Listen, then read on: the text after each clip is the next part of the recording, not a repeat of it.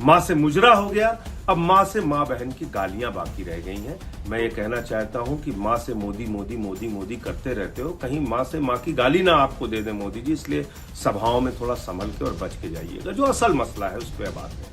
कभी वो मटन के बारे में बोलते हैं, कभी मदरसा के बारे में बोलते हैं, कभी मुगल के बारे में बोलते हैं, कभी मछली के बारे में बोलते हैं, कभी मंगलसूत्र के बारे में बोलते हैं। प्रधानमंत्री जी, आप चुनाव हार रहे हैं, पूरी तरीके से आप चुनाव। दुनिया के सबसे बड़े लोकतंत्र के प्रधानमंत्री अगर इस प्रकार की भाषा का इस्तेमाल करते हैं तो ये निश्चित रूप से साबित करता है कि आप प्रधानमंत्री बनने योग्य नहीं है। 10 साल में आपके पास कुछ भी बताने के लिए नहीं है कि रोजगार पे आपने क्या किया। आप पार्टी नहीं, अपहरण गैंग बन चुके हैं। आपकी पार्टी चोर पार्टी है।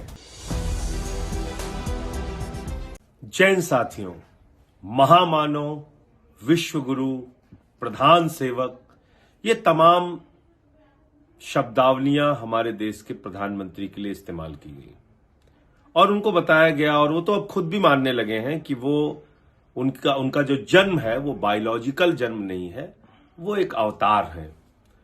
तो उस अवतार की, उस महामानव की भाषा आपने पिछले दिनों सुनी होगी, पहले भी हम लोगों ने सुनी है। कभी उन्होंने 50 करोड़ की गर्लफ्रेंड कहा, कभी उन्होंने जर्सी गाय कहा, कभी कांग्रेस की विधवा कहा, कभी शरद पवार को भटकती आत्मा कहा, उद्धव ठाकरे को नकली संतान कहा।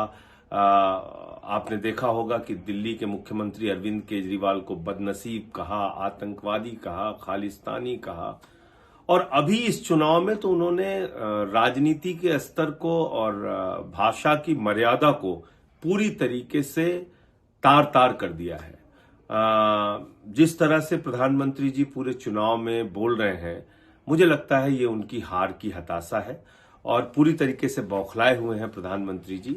कभी वो मटन के बारे में बोलते हैं, कभी मदरसा के बारे में बोलते हैं, कभी मुगल के बारे में बोलते हैं, कभी मछली के बारे में बोलते हैं, कभी मंगलसूत्र के बारे में बोलते हैं, और कल तो उन्होंने सारी सीमाएं पार करके मुजरा शब्द का इस्तेमाल किया। अब हम सब लोग जानते हैं कि पूंजीपतियों के इशारे पर नाचने वाली सरकार कौन सी है। देश की मौजूदा सरकार किस तरह से पूंजीपतियों के इशारे पर नाचती है, सब जानते हैं। तो मुजरा शब्द का उन्होंने कल प्रधानमंत्री जी ने इस्तेमाल किया, वो भी विपक्ष के लिए।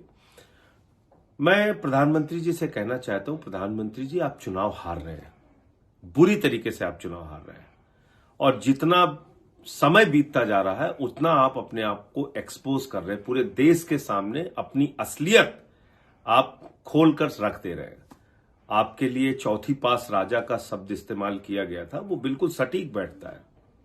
दुनिया के सबसे बड़े लोकतंत्र के प्रधानमंत्री अगर इस प्रकार की भाषा का इस्तेमाल करते हैं तो ये निश्चित रूप से साबित करता है कि आप प्रधानमंत्री बनने योग्य नहीं है। 10 साल में आपके पास कुछ भी बताने के लिए नहीं है कि रोजगार पे आपने क्या किया, काला धन लाने पे आपने क्या किया, पक्का मकान बनाने पे आपने क्या किया, किसानों को 2 गुना आमदनी करने पर आपने क्या किया, एमएसपी देने पे आपने क्या किया। आपके पास कुछ भी बताने के लिए नहीं है कि महंगाई कम करने के लिए आपने क्या किया। आपने सिलेंडर का दाम 3 गुना बढ़ा दिया, पेट्रोल 120 रुपए में बिका, 100 रुपए में डीजल बिका, दाल 300 रुपए में बिकी, सरसों का तेल 250 रुपए लीटर बिका। महंगाई आसमान पे आपने पहुंचा दिया और लोकतंत्र की धज्जियां उड़ाई आपने। 8 सरकारें 10 साल के अंदर आपने तोड़ तोड़ के बनाई, खरीद फरोख्त करके बनाई, विधायकों का अपहरण करके बनाई। आपकी पार्टी एक अपहरण गैंग बन चुकी है और पूरे देश के जितने बड़े बड़े भ्रष्टाचारी थे उनको आपने अपने साथ शामिल किया। वो चाहे अजीत पवार हो, छगन भुजबल हो, प्रफुल्ल पटेल हो, अशोक चौहान हो, नारायण राणे हो, जनार्दन रेड्डी हो, नवीन जिंदल हो, वो चाहे मुकुल राय हो, शुभेंदु अधिकारी हो, हेमंत विश्व शर्मा हो, येदुरप्पा हो। एक लंबी फहरिस्त है। और इतना ही नहीं, बड़े से बड़े दरिंदे के पक्ष में आप खड़े हुए। वो चाहे प्रज्वल रवन्ना हो, वो चाहे उन्नाव कांड या हाथरस कांड हो, वो चाहे पहलवान बेटियों को न्याय देने का मामला हो, हमेशा आप दरिंदों के पक्ष में खड़े रहे। जिन लोगों ने गुनाह किया उनके पक्ष में खड़े रहे। हमने देखा कि अजय मिश्रा टेनी आपकी सरकार में आज भी मंत्री है, जिसके बेटे ने 4 किसानों को कुचल के मार दिया। आप किसी विषय पे नहीं बोलते प्रधानमंत्री जी।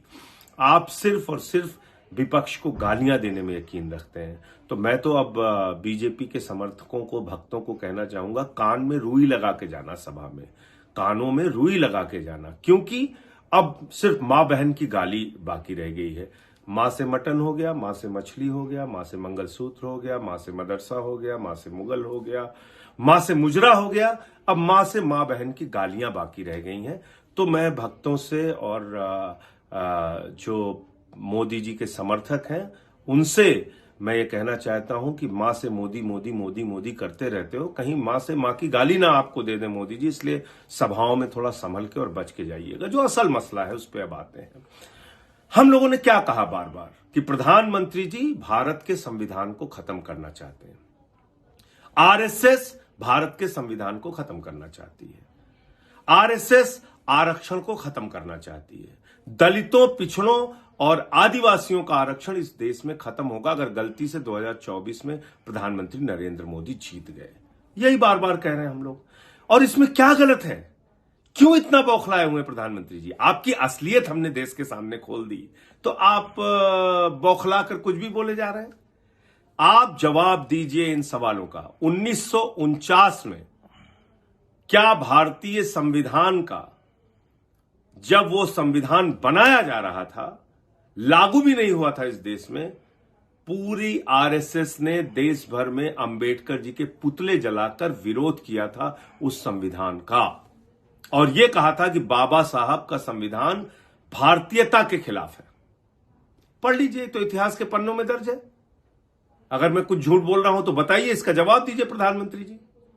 आप प्रधानमंत्री जी बताइए कि क्या 1989 में जब मंडल कमीशन आया था, जब पिछड़े वर्ग के लोगों को आरक्षण दिया जा रहा था, तो आपकी पार्टी ने पूरे देश के अंदर खुलेआम विरोध किया मंडल कमीशन का, खुलेआम पिछड़ों के आरक्षण का विरोध किया, और इतना विरोध किया कि आपने विश्वनाथ प्रताप सिंह की सरकार आपकी पार्टी ने गिरा दी, जो उस समय के तत्कालीन प्रधानमंत्री थे स्वर्गीय विश्वनाथ प्रताप सिंह जी, और उनकी सरकार आपने गिरा दी।